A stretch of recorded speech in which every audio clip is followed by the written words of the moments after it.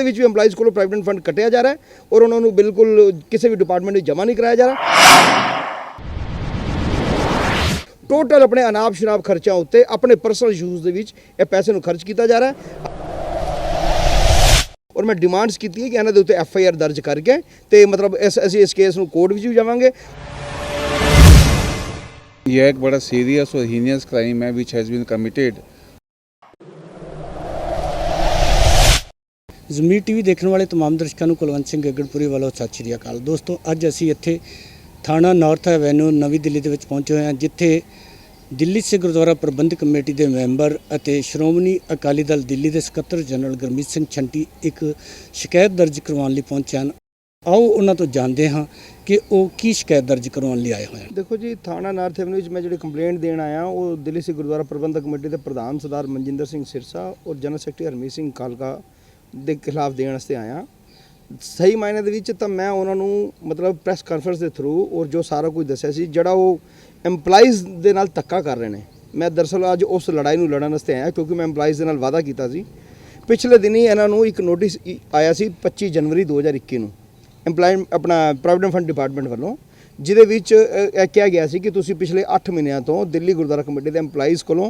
उन्हां दी सैलरी विचों बकायदा उन्हां दा जो प्रोविडेंट फंड का पैसा वो कट रहे हो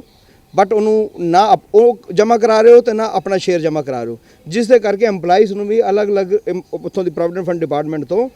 टैक्स मैसेज भी आ रहे हैं कि तुसी लोग ये पैसा नहीं जमा करा रहे। कहने का मतलब है कि वो सारा पैसा 65 तो 70 लाख रुपया महीना जड़ा पैसा बनता है प्रोविडेंट फंड का जड़ा एम्पलाइज़ को कटिया जा रहा है, लेकिन उस पैसे को अपने ऊपर पर्सनल यूज़ वास्ते खर्च कर रहे हैं, उस पैसे का दुरुपयोग कर रहे हैं क्योंकि वो पैसा गुरुद्वारा कमेटी को है ही नहीं, लेकिन एम्पलाइज़ को कट लिया गया है। और जिस महीने जिस एम्पलाई की सैलरी जो पैसा कटिया जाता है उस महीने के 10 दिनों के अंदर अंदर पैसा जमा कराना होता है, लेकिन 10 दिन तो दूर अज 8-8 महीने हो गए हैं ये पैसा बिल्कुल जमा नहीं होया जड़ा 5-7 करोड़ रुपया अज बन चुका है। और यही नहीं खाली स्कूलों के भी यही हालात ने, स्कूलों के भी एम्पलाइज़ को प्रोविडेंट फंड कटिया जा रहा है और उन्होंने बिल्कुल किसी भी डिपार्टमेंट में जमा नहीं कराया जा रहा। टोटल अपने अनाप शनाप खर्चों उत्ते अपने पर्सनल यूज़ के पैसे को खर्च किया जा रहा है। अज मैं थाना नॉर्थ एवेन्यू के इस कंप्लेंट दे दी है जिसका DD नंबर 28A है और अज की डेट के इन्होंने कंप्लेंट रिसीव कर ली है और मैं डिमांड्स की है कि इन्होंने उत्ते FIR दर्ज करके तो मतलब असीं इस केस में कोर्ट भी जावांगे और पूरी एम्पलाइज़ के जोड़े हक की लड़ाई है जो अज इस दरमियान 8 महीने के जोड़े एम्पलाइज़ मैं कहना रिटायर हो चुके हैं उन्होंने दिल्ली गुरुद्वारा कमेटी भी पैसे नहीं दे रही तो प्रोविडेंट फंड डिपार्टमेंट तो उन्होंने पैसा मिलेगा ही नहीं क्योंकि उन्होंने पैसा जब तक टिल डेट तक जब तक वो रिटायर होया उस डेट तक वो पैसा उसका डिपॉजिट नहीं होएगा, भावें एक दिन का भी कट होएगा उसनूं वो पैसा प्रोविडेंट फंड डिपार्टमेंट तो नहीं मिलेगा। कहने का मतलब है कि 25-25 30-30 साल एम्पलाइज़ नौकरी कर रहे हैं और उसके बाद जो रिटायर होने तद भी उन्होंने प्रोविडेंट फंड ना मिले एक तरीके उन्होंने जिथे भविख के दाव से लगा ही लगा है उसदे नाल जो अज जोड़े काम ऑन ड्यूटी ने उनका वर्तमान भी दाव से लग गया। कहने का मतलब है कि दिल्ली सिख गुरुद्वारा प्रबंधक कमेटी के विच कैसा अज बहरूपिया प्रधान बैठ गया है जोड़े अपने अलग अलग रूपों के नाल दिल्ली की संगत नूं भरमाउण की कोशिश कर रहे हैं, देश विदेशों की संगत नूं भरमाउण की कोशिश कर रहे हैं, वो अपनी सेवा का अलग अलग रूप दिखाने की कोशिश कर रहे हैं जड़ियाँ बेसलैस ने जड़ियाँ बहुत लंबे समय तक चलन वालियां नहीं ने। लेकिन असल जो एम्पलाइज़ का राइट बनता है उन्होंने हक बनता है वो किसी चीज़ की डिमांड नहीं कर रहे एम्पलाइज़, ये उन्होंने राइट है कि उन्होंने सैलरी के विचों जो चीज़ कट ली गई है उसनूं भी मतलब प्रोविडेंट फंड डिपार्टमेंट ना जमा करा के इस तो बड़ा धोखा कोई हो नहीं सकता। मैं इस लड़ाई नूं भावें मैनूं किसी भी कोर्ट तक जाना पिया एम्पलाइज़ हक की लड़ाई नूं पूरे जोर शोर नाल लड़ांगा, तन मन धन दे नाल लड़ांगा और एम्पलाइज़ नूं एम्पलाइज़ का हक दवा के रवांगा क्योंकि दिल्ली गुरुद्वारा प्रबंधक कमेटी के जो प्रधान की इस टाइम सोच है कि आने वाले 2 महीने के बाद जो इलैक्शन होने वाले वो सोचता है कि मैं सारा कुछ मतलब जो कर्जे ने सारे एम्पलाइज़ का भावें होर भी कई तरह के वो सारा कुछ इंज ही छोड़ के आप निकल जावां और टाइम नूं किल करने की कोशिश कर रहे हैं तो सीरीयसली कोई भी काम नहीं हो रहा। तो मैं इस करके अज इस लड़ाई लड़न आया। मेरे नाल मेरे एडवोकेट रजिंदर छाबड़ा जी ने, बाकी टैक्नीकल जी कानूनी गल्लां ने वो तुहानूं दस्सणगे। देखिए यह एक बड़ा सीरियस और हीनियस क्राइम है which has been committed by the accused persons of the DSGMC। कर्मचारियों से